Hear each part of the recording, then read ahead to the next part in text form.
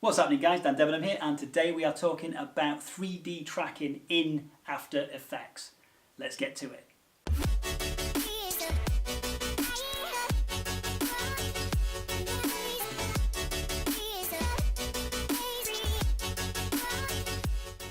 Welcome back, guys, and again, yes, we are talking about 3D tracking in After Effects, primarily using After Effects to make your titling look like it is in 3D space.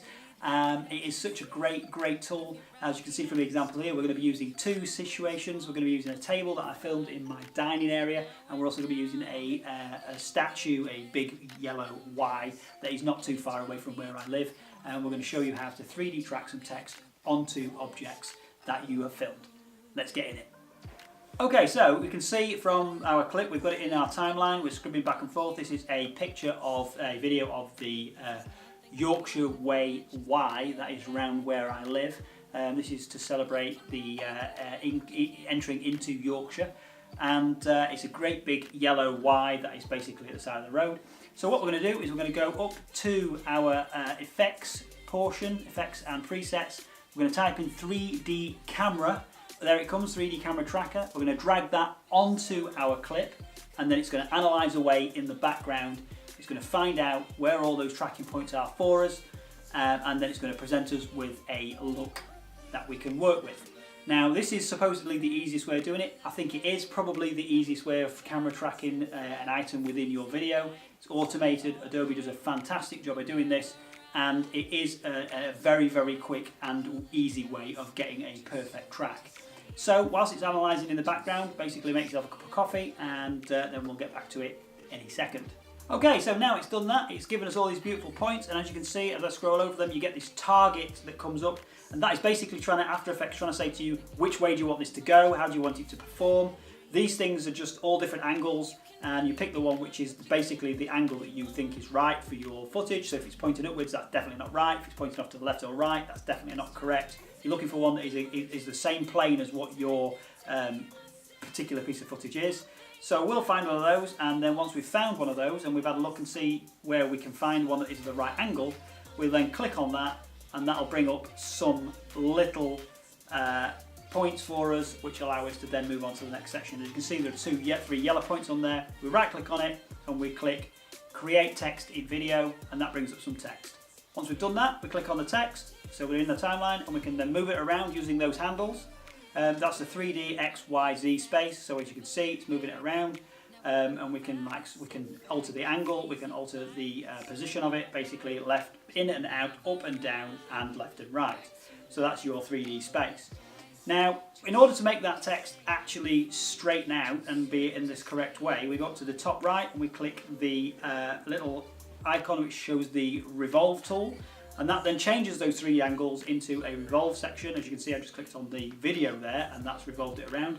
So we'll click back into the timeline, back into the text, and then we use the Revolve Tool to then swing the text in and out and up and down on its axis, basically, so that it's the right sort of size for and shape and sort of angle for our video.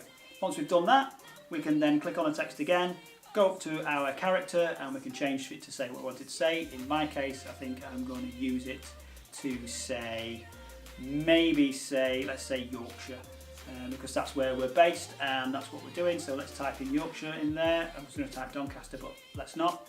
So let's type Yorkshire. We can then go back to our arrow key and move that text into position. So we're now using the 3D space. As you can see from my video there, I had the caps lock key enabled, and that was what was stopping me from seeing the preview. So once we've done that, basically what we can do there is we can then alter the size of it, and we can alter it so that it looks like it's in the right place and the right proportions. And once it's proportioned and we know what we're doing from that point there, we can then alter the angle up and down. We can make sure that it looks absolutely right and in position, and from there we can play it forward.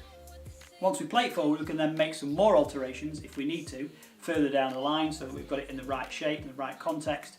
As you can see, I'm just trying to make some amendments here now while we've got it in position, just to try and get it so that the gap between the Y and the text is literally the same or as close as it can be in perspective, basically.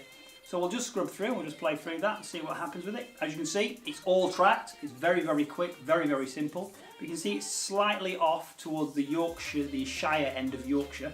So what we can do is we can just wait while we get to a point where we can see it a little bit more clearly, and then we can just adjust it from there using the same Revolve tool that we had before. So we'll click up in the Revolve tool, and then we'll just make some finer adjustments to it, which basically makes it a lot easier for us to see because we can see it from a distance. We can see where it's going to be and roughly whereabouts we're going to put it. And that is effectively everything that you need to know. There isn't really much else to do with that particular piece of equipment there. It basically, that setting, the 3D tracking, it's absolutely brilliant. It does what it says on the tin. We'll do another one in a second just to show you what it's like coming from a sideways area basically, and we'll go into that in a minute. As you can see, it's still not quite right, so we're just going to make some more finer adjustments to it and see if we can make it look something like. Basically, it's all done, it's all tracked, it's all sorted, and we can see from there that is now tracked across the top. Looks absolutely fantastic. It's such an easy way of adding titling in. It's not the easiest for everything. There are other ways of doing it. Sometimes you will need to use single point tracking. It's basically better to have the whole toolkit in your bag than to just know one particular way, which is why I've done the 3 basics instead of doing just the one easy way of doing it. Sometimes the single point tracking, because it's not a 3D item as such, there's not a particularly great 3D plane there, you need to be able to put it on a point and track it to a point rather than trying to track it to my entire body doing what I'm doing. The next section is basically doing that on a table, so we'll move into that now. So as you can see, we've got a table here and we are looking at down the table, and we've got it all. We're going to do exactly the same process again. Grab 3D text, 3D camera from your effects library, drag that onto the clip, let it analyse the clip, let it do what it needs to do, give you the tracking points. You're looking for that target sign again. That target is basically going to allow you to get it on the right plane, so you've got it basically facing the right area and where you should be. So in my case, that would be sort of that way, because it's going to go along that route. As you can see from there, it's basically done what it needs to do. It's analysed everything, and we have the 3D tracking. So we're looking for the plane now. We're basically trying to find an area what is facing the correct way, because the table is at an angle and then the jars are at an angle as well. And After Effects is basically saying, look, I know all these different angles, I know where the stuff is, but what I need to know is which angle do you want to go, which way is your camera going to move, which way you want it to be. And in effect, that gives you some user input, some choice as to what you want it to be, to then get it in the ballpark area. You then make your fine adjustments and make it look realistic. We found one at the top there that looks kind of like in the same way.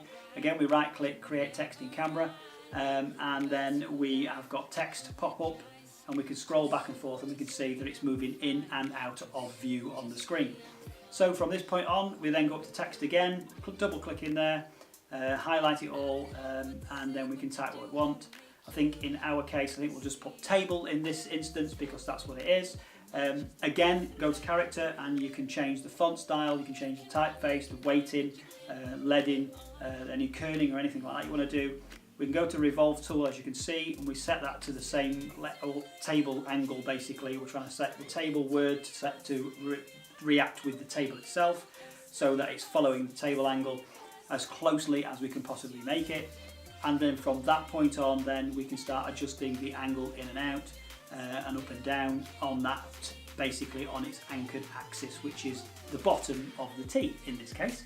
And from there, once we've done that, we are then basically set to go. I think what I might do is I may well change the font style from Myriad Pro. I think we might go for something like Roboto Bold, which is a little bit more of a younger font. And there you go, it's in place.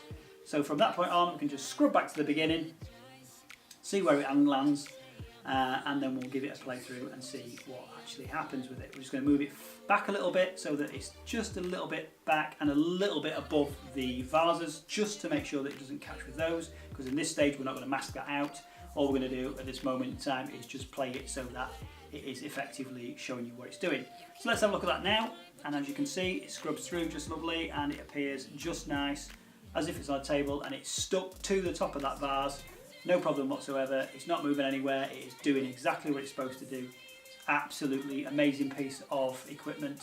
a great tool in your toolbox to be able to achieve some fantastic tightening effects, and basically just to give it that feel that there is some 3D-ness about your video. Okay guys, so you know how to now track in 3D space in After Effects. It's very, very easy, very quick, and it's a really, really useful tool. If you did like this tutorial, please do like and subscribe below, and I will see you guys next time.